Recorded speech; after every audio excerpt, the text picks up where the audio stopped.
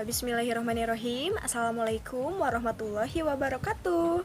Selamat pagi Ananda semuanya. Bagaimana kabarnya hari ini? Mudah-mudahan kita semua selalu ada dalam lindungan Tuhan Yang Maha Esa. Tak lupa juga Ibu mengingatkan untuk selalu patuhi protokol kesehatan ya. Mudah-mudahan pandemi ini cepat usai dan kita semua bisa belajar tatap muka kembali di sekolah. Nah, hari ini kita akan melanjutkan pembelajaran di tema 1, subtema 2, pembelajaran 5. Nah, namun sebelum Ibu melanjutkan pembelajaran, Ibu ingin bertanya, adakah yang masih ingat pada pembelajaran sebelumnya kita membahas apa? Ya, nah pada pembelajaran sebelumnya kita membahas mengenai penerapan nilai-nilai sila keempat Pancasila dalam kehidupan sehari-hari. Selain itu, Ananda juga sudah belajar untuk menemukan ide pokok dan informasi penting dari teks laporan yang Ibu bacakan ya. Nah, pada pembelajaran kali ini, Ananda akan belajar mengenai kegiatan ekonomi di negara-negara Asia Tenggara dan merancang pembuatan patung. Wah, akan sangat seru bukan?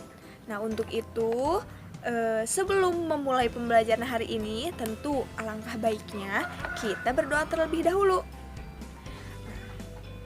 Silahkan Ananda berdoa sesuai kepercayaannya masing-masing.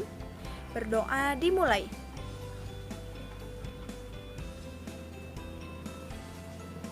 Berdoa selesai. Semoga pembelajaran hari ini bisa bermanfaat bagi kita semua. Oleh karena itu, simak video Ibu baik-baik dan catat hal-hal pentingnya pada buku catatan kalian ya.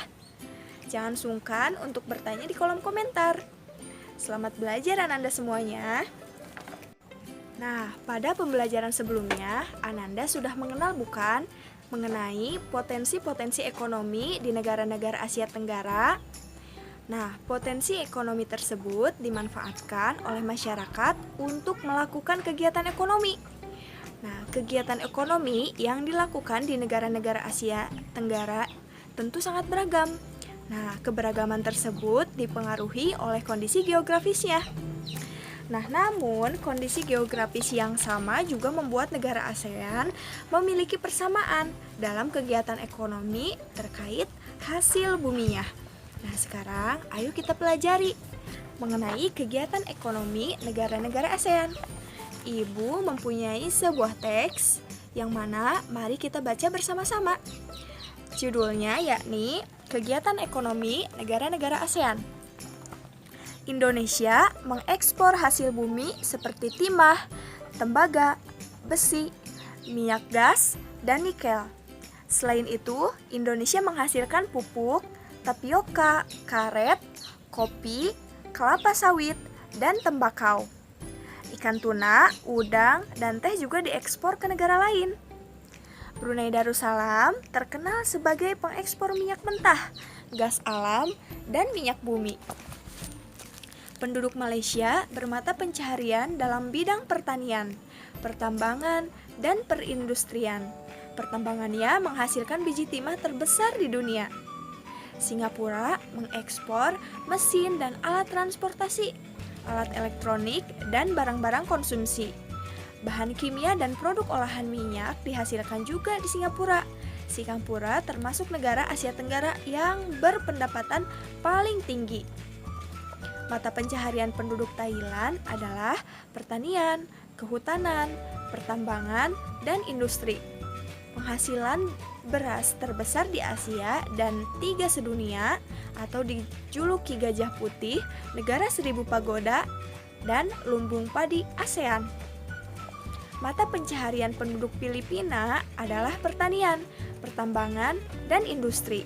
Komoditas ekspor Filipina terdiri atas gula, kopra, kayu, nanas, dan biji tembaga.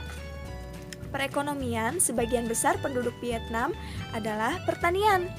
Padi merupakan hasil utama pertanian di Vietnam. Industri di Vietnam meliputi tekstil, semen, pupuk, kaca, dan ban. Pertambangan di Vietnam menghasilkan emas, biji besi, timah, gamping, fosfat, tungsten atau wolfram, dan seng. Hasil hutannya adalah bambu, kina, kayu, dan kayu manis. Terdapat dua sungai penting, yaitu Sungai Mekong dan Sungai Songka. Sebagian besar penghidupan penduduk Kamboja di sektor pertanian. Rakyat Laos hidup di sektor pertanian yang menghasilkan beras, jagung, tembakau, jeruk, dan kopi. Komoditas perdagangan Myanmar meliputi kayu, terutama kayu jati, beras, pupuk, dan berbagai barang kerajinan. Nah, itu merupakan teks yang menjelaskan mengenai berbagai jenis kegiatan ekonomi atau potensi ekonomi yang masyarakat lakukan di berbagai negara-negara di ASEAN. Nah, Ananda tentu sangat bersyukur hidup di Indonesia yang memiliki potensi ekonomi yang sangat beragam ya, baik dari segi pertanian, pertambangan, ataupun perikanannya. Nah, Ananda di pembelajaran sebelumnya sudah membuat bukan diagram Venn mengenai ciri-ciri dari kedua negara yang Ananda pilih. Nah, diagram Venn tersebut bisa Ananda lengkapi ya, dilengkapi dengan kegiatan-kegiatan ekonomi di negara-negara ASEAN ya. Misalkan Ananda pada pembelajaran sebelumnya sudah memilih negara Indonesia dan negara Singapura. Nah, sekarang pada pembelajaran hari ini silahkan lengkapi diagram Venn-nya mengenai negara Indonesia dan Singapura terkait kegiatan ekonomi yang dilakukan kedua negara tersebut ya.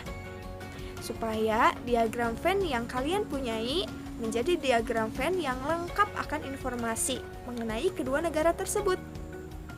Nah, selain itu, Ananda juga boleh mencari informasi tambahan mengenai potensi ekonomi pada laman Google kalian. Nah, selanjutnya kita akan berkreasi mengenai patung dan rancangan patung yang akan kita buat di akhir tema ya. Nah, coba perhatikan. Patung tersebut merupakan patung di Indramayu. Buah mangga merupakan identitas kota tersebut. Nah, begitu pula dengan patung rusa. Banyak seniman menggunakan benda atau makhluk hidup di sekitar sebagai inspirasi mereka. Nah, jadi dari berbagai daerah atau berbagai negara menjadikan makhluk hidup baik hewan maupun tumbuhan menjadi inspirasi dalam pembuatan patung, dalam berkarya membuat patung.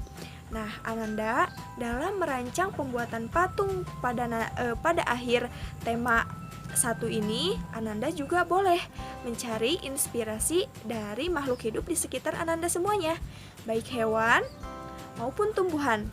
Ya, siap? Nah, silahkan buat rancangannya. Masih ingat tidak? Dalam membuat rancangan itu ada beberapa faktor yang harus kita lakukan.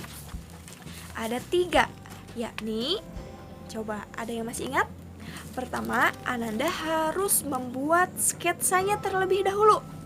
Jadi, dalam membuat rancangan patung nantinya ketika di akhir tema, Ananda yang pertama harus dilakukan yakni membuat rancangan patung terlebih dahulu berupa sketsa ya. Jadi, misalkan Ibu rencana ingin membuat patung dengan bentuk salak ya, Ibu terinspirasi dari buah salak. Jadi Ibu akan membuat patung berbentuk buah salak. Nah, sebelum Ibu membuat patung yang asli, Ibu membuat rancangan berupa sketsa gambar, yakni gambar salak. Nah, jadi silahkan pertama Ananda harus membuat sketsa patung yang ingin dibuat. Ya, inspirasinya boleh didapat dari tumbuhan ataupun hewan, ataupun Ananda mempunyai inspirasi lain, silahkan. Nah, langkah kedua setelah Ananda membuat sketsa, yakni Ananda memilih alat dan bahan. Ya, pemilihan alat dan bahan ini penting supaya hasil patung yang dibuat tentunya sesuai dan maksimal.